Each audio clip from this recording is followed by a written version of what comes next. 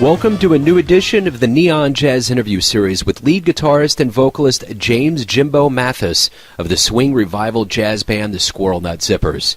They are gearing up to release a brand new album, their first studio release in 18 years, slated for March 23, 2018 via their own label, Southern Broadcasting, called Beasts of Burgundy. And this will kick off a huge tour, and live music is their thing. This band stormed the jazz and music world in the late 90s with a swing revival. The band's music is a fusion of Delta blues, gypsy jazz, 1930s era swing, klezmer, New Orleans jazz, and this has given them a legion of fans and infused plenty of good jazz vibes in the world. They hit it big and performed at the 96 Summer Olympics in Atlanta and at President Clinton's second inaugural ball, along with so much more. After a break and a brand new lineup, they are back and they are better than ever and ready to roar. So get to know Jimbo, this great band, and dig this interview, my friends. Hey, it's a pleasure to speak with you. It's an honor. Thank you for taking a minute out today. Thank you, Joe. Thanks for reaching out to me, man. I'm looking forward to it. Right on. And before we begin, I just got to say, as I started kind of getting into jazz myself, my first baptism was a Miles Davis kind of blue, probably like a lot of people, as I was taking a flight to Seattle back in the 90s. But I got to say, the revival that you brought to jazz, with jazz back in the 90s, there was a cat here in town named Dave Stevens, and we used to go down to an old part of Kansas City, and the real requisite was that your feet moved, you sweat, and there was beer. And it was swinging, man. And you guys ushered in an era of jazz and revived it in a way that was beautiful. So I just want to say thank you up front for instilling deeper and deeper in me a love of jazz. So thank you. Thank you, man. You know, and I realized back in the 90s when I started researching it myself that it really was an entertainment form. You know, wasn't a serious thing when it first came out. It wasn't canonized yet, and so it was really for the people to move to and to escape into, you know, and so that's kind of part of our philosophy. Beautiful. And speaking of movement, this newest album, Beasts of Burgundy, it's your first studio album in 17 years, and I want to talk about it. They're all originals, and the first one that came out now that's out on iTunes is Carnival Joe, and I just want to talk to you about kind of several things, the revival of the band, this album, and I'll just kind of let you take the lead and go from there. Well, you know, I wasn't sure what the future was going to hold for us. I did know that I wanted to revive the band rather than just reunite the band, and for a number of reasons. One of the main ones is a lot of the other cats are not really in business anymore, and they're not in show business. I didn't want to just come back and do something just for the sake of doing it. I figured it's going to take a lot of work to get the orchestra rehearsed and organized, and I figured by the time we did that, we might as well kind of make a go of it. You know, all in the interim, say the 18 years since the last Zippers record came out, I've been quite busy as a producer and a writer and entertainer myself, and have met a whole lot of people. And I just realized it was a great opportunity to kind of cast a big net out and see what kind of orchestra I could assemble. So that's how the thing started getting some fresh life into it, was with the new cast.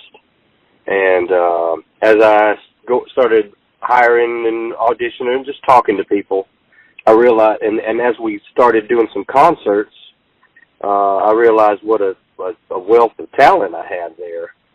One of my writing inspiration for the Zippers was always full of characters, you know. And so we did a lot of self-referential kind of writing for the different members of the band, just funny stories or personalities that lent themselves to kind of tongue-in-cheek or parody or dark humor type subject matter. And so I just got really inspired, you know, by the new cast, and just started. Then the writing started after that, and shortly thereafter, you know, I started popping in the studio with them every now and then, an off day. I mean, we work really fast, and so maybe 3 or 4 days in the studio, scattered throughout the year. last year we had the record recorded. Of course, doing our homework, doing our chord charts and horn charts and all that in advance, but basically show up in the studio and perform songs we've never played before, you know, or no one's ever even heard. And so that's quite exciting, you know, and then to have it, be able to trust that it was going to turn out just because of the talent. Right on. Well, let's go back to the beginnings of this band and the start with you and Tom and Catherine and Chris and Don and Ken. I want to know, in the beginning, before you guys released your debuts, how did all of this come together to begin the dynasty known as the Squirrel Nut Zippers? Well, it started out just as my personal research into the roots of old, weird American music. You know, I mean, I'm a lifelong musician and a writer, and I always like to know where things come from, you know. So me, you know, coming up I'm born in 1967, and I grew up in a family of musicians doing a southern folk idiom, you know. I mean, we did gospel and country, bluegrass, that type of thing, blues. You know, being a teenager and then hearing all the pop music, the Beatles and everything that was out, and the alternative music in the 80s, I realized I really needed to know where all that stuff came from before I started trying something, just because I felt overwhelmed by it, you know. And so I gradually started tracing the roots back, and I realized, you know, that the Beatles were into Chuck Berry and you know, and into Jimmy Reed, and they would do like Besame Mucho and stuff, and it was like, what is Besame Mucho, you know? And so I just started following it back, and once I moved up to Chapel Hill, I had access to like the library there with the folk department and the record stores, the bookstores, and all that kind of information. So I was giving myself a big education. And naturally, as a writer, once I started figuring out, oh, here's the Smithsonian collection of classic jazz, for example. I was able to find those in, you know, thrift shops and stuff. And I was like, well, what in the world is this, you know, and how do you play like St. Louis Blues by W.C. Handy? Like, what are the chords, you know? And as I started putting my hands on it and figuring it out, then I naturally wanted to play it. And I naturally wanted to write in those different idioms. And so I just started kind of finding people around me that were interested in the same thing as a way to participate in that. And so really there were no kind of goals other than just excitement, curiosity, creativity. You know, that was the real impetus. We had no intention of being a professional group. You know, it never crossed our mind. Certainly didn't cross my mind. You know, we had a record before the inaugural. It was a 45. So after our first performance, we were just going to do like a performance in town. We performed, and we had it was such a success, we had to play the set over like 4 times, you know. And then by that day, we had a record deal. You know, we had a phone call on the payphone at the little bistro where we were, and it was this record label called Merge. And they were like, we were just down there, and, you know, y'all want to be on our label. And, you know, back in the payphone days. And so, you know, we said, sure. And then it just really took off, and we just basically had to keep up there for a while. Really put us in a crucible from having to decide what we were going to do and how we were going to do it, and put us in a pressure cooker to write and really get this thing going. And that's basically the start. Probably what a lot of people don't realize, too, is that the name of the band came from a bootleg term, but it was about a newspaper article about some guy that got drunk and went up in a tree and refused to come down, and the headline was Squirrel Nut Zipper. Right, because the Nut Zipper was the name of the hooch. And so this was back in Prohibition days. This was up in Cambridge, Mass, where the company was that that took the name for their candy, and it fit with our aesthetic perfectly well. It's a harmless sounding thing, but it's got a sort of nefarious background to it, like so much American pop, especially the old weird America.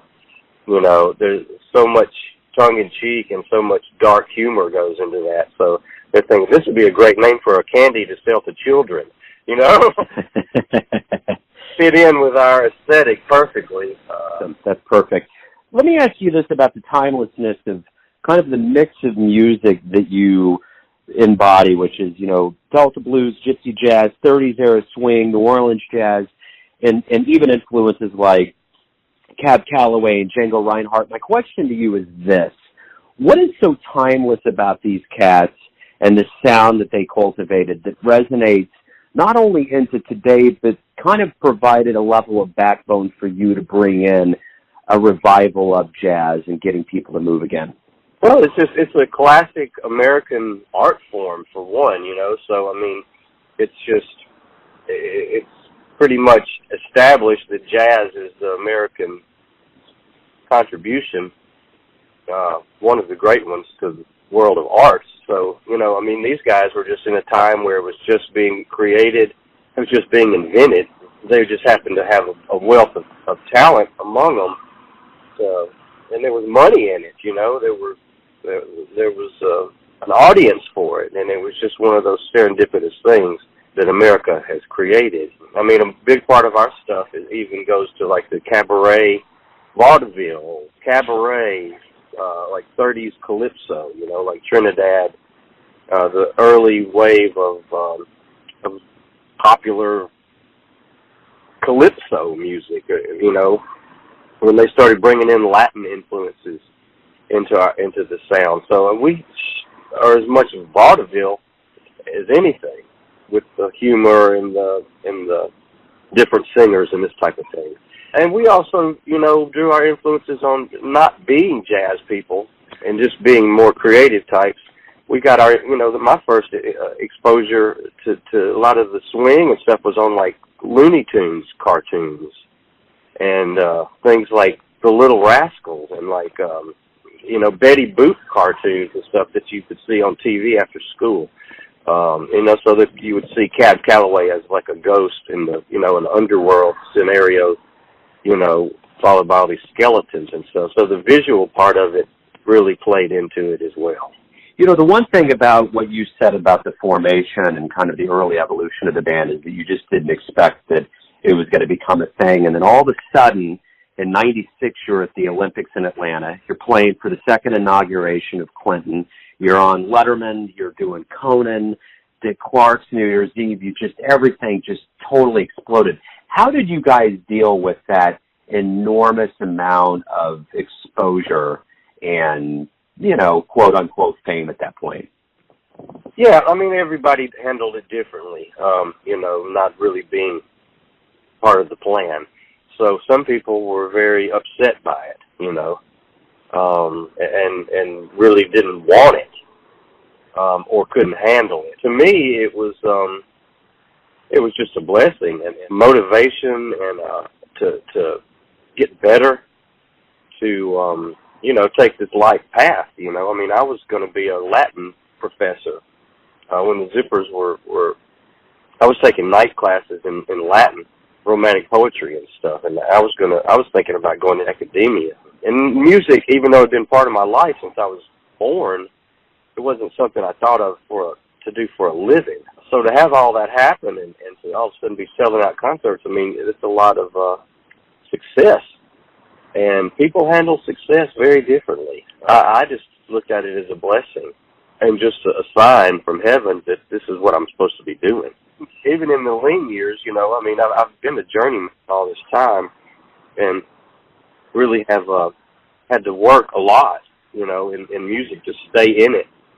And even through the hard times, it was always rewarding and gratifying to me to be a part of that, producing, making records, and writing, you know, and entertaining. So it set me on the path, and it basically I was not to be deterred after that. So the one thing that I find interesting about, you know, kind of the timeline of you guys is that you rise pretty quick to this meteoric level of fame, By the 2000s, you're inactive, and there's things that are happening in between. But at this point right now in 2018, you got a new album coming out. I have no doubt that it's going to do well. You're going on a big tour, and now you're wiser. You're older, you're wiser. You've seen all of this in the rearview mirror. Is there a level of this now that's kind of nirvanic, that's really just going to be a pleasure to get back to it and feel it in a different way as an older man?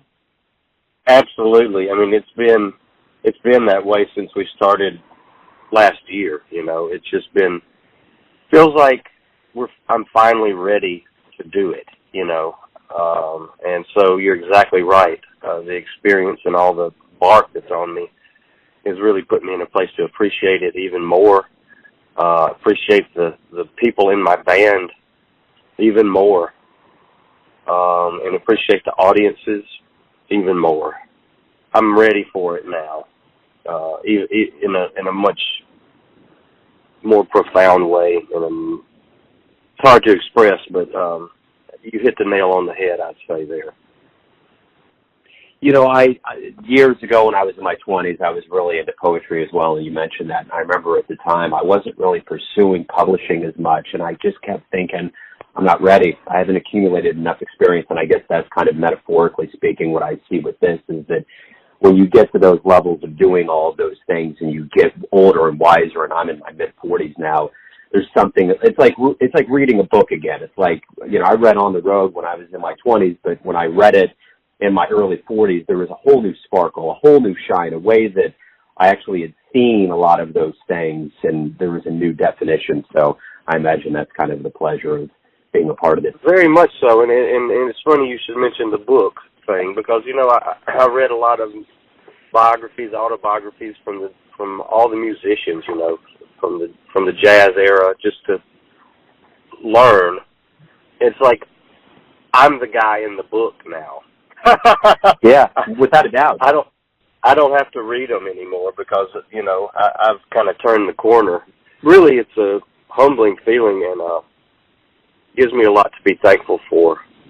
You know, the one thing over your life is you filled a lot of arenas, played in front of a lot of fans, but I want to ask you, what shows have you seen that have really resonated with you, live shows that have made a deep impact on you? I would say one of the biggest ones that made the biggest impact, well, the show that we did with Tony Bennett and the Count Basie Orchestra at Radio City. To watch Tony Bennett work with that orchestra was one of the great moments of my life. And he actually had him turn the PA off in Radio City because it was designed, you know, for pre-PA, pre-electricity PAs, you know. And they performed several numbers with no microphones and just him singing, and it was incredible to hear that in that hall. One of our big influences was Fats Waller, you know, the dark humor he brought, and to just doing all those show tunes, and the skill level he was able to bring to all that material he did. So we were lucky enough to actually, I was lucky enough to study under Al Casey, you know, his guitarist up in New York. We tracked him down. He was still alive, and he was on all of the Fats Waller recordings. And he had the old Gibson guitar under the bed, and he still performed with the Harlem Blues Jazz All-Stars, which was all cats of his age. And we did numbers of shows with them in Manhattan and mostly Manhattan and the New York area. And that was a real, all of those shows were just fantastic. The older guys, you know, is what I've always been most struck by. And have meant the most to me. That was certainly a big one there. My friendship with Al was just amazing. And when I think back on that, I can't believe that was me that got to do that, you know, and to learn from him. And not so much where do you put your fingers. I mean, that's up to you, you know, but just absorbing his personality, his character. It's just amazing to sit there with him and go, wow, he played on Jitterbug Waltz, and he played on Honeysuckle Rose, and you know what I'm saying? It's just unbelievable. Surreal. Yeah. Yes, very much so. When I think back on it now, it doesn't even seem real. That's beautiful, man. What do you like the best about being not only a musician but an entertainer? What is at the top of the list that motivates you to do that? I'd say for me, and this was the case with the Zippers in the first incarnation, I like the multi-generational thing about it. The fact that when we first started, it was something that young people could bring their grandparents to a nightclub, and stay out late and have a great time and buy them the CD or the album and listen to it at home, with their grandparents or their parents.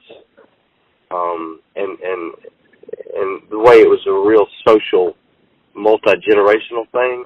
We always go at the end of the shows, we go out to the lobby and just take pictures and just meet whoever wants to talk to me, from the concert. So sometimes it takes, if there's a couple thousand people there, you'll be there for a couple of hours. And so just hearing the short stories that people share and, seeing tears in their eyes talking about their grandparents or that are deceased or their own children that they're bringing to the show and they're introducing me to. It means a lot to me to hear those stories and to just look out and see just the joy, on people's faces. Now, with this big gap of time, people, a lot of people grew up listening to us and never saw us. So they were 8 and 10 years old, but when we broke up, and so they're coming now and they're just, they think they're seeing something they've never would ever see. They thought it would be impossible that this would happen. And so there's a real joy there and a real elation, and that is the most important thing. The fans are number one. The one thing that you probably couldn't have foreseen in the first incarnation of the band is what would have happened and what would have led to today. But if there's any way that you could kind of, in any way, pontificate a little bit about what you see the future of the band, what would you like to see, say, we talk in 10 years from now? What do you want to see happen with your career in the band? I think we're right on it. I wouldn't want to change a thing. I would just want to keep a top-notch orchestra. I don't think this music really has a shelf life. I absolutely foresee me doing the same thing in my 70s or even 80s if I'm blessed to live that long, because I don't think it's good. I don't think this type of music will ever go out of style. It shouldn't ever not be cool to go see the Zippers, And so I wouldn't change a thing, man. I'd just like to grow into it more.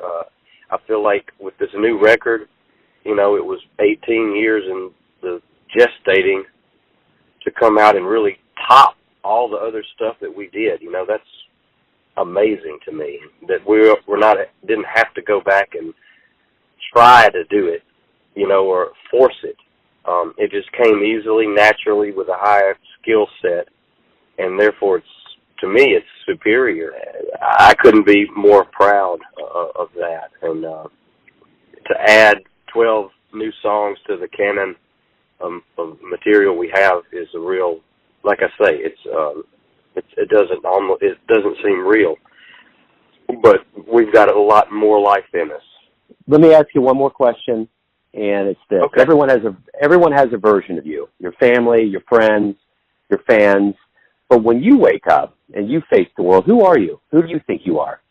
I'm an artist at heart, and, I'll always be an artist, and that's what I am. So if I'm not doing Zippers stuff, I'm doing, or doing music, I'm doing some form of visual art, or I'm scheming on some sort of, I'm very active in, like, marionettes and theater things, and so an artist first, that's what keeps me really moving in life. It's just that next project, be it a film project or be it an album project, and then basically just, I've set out to be a humble person. I've set out to be an ego-free person.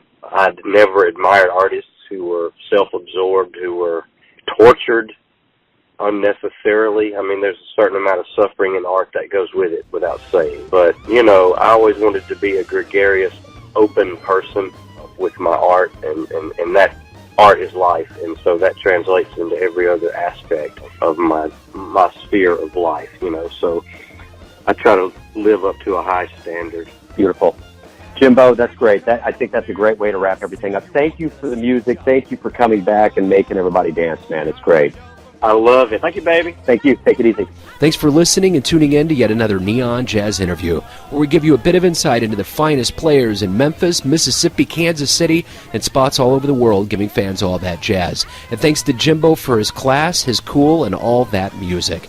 If you want to hear more interviews, go to Famous Interviews with Joe Domino on the iTunes Store. Visit neonjazz at youtube.com. And for everything Neon Jazz, go to the neonjazz.blogspot.com. Until next time, enjoy the jazz, my friends.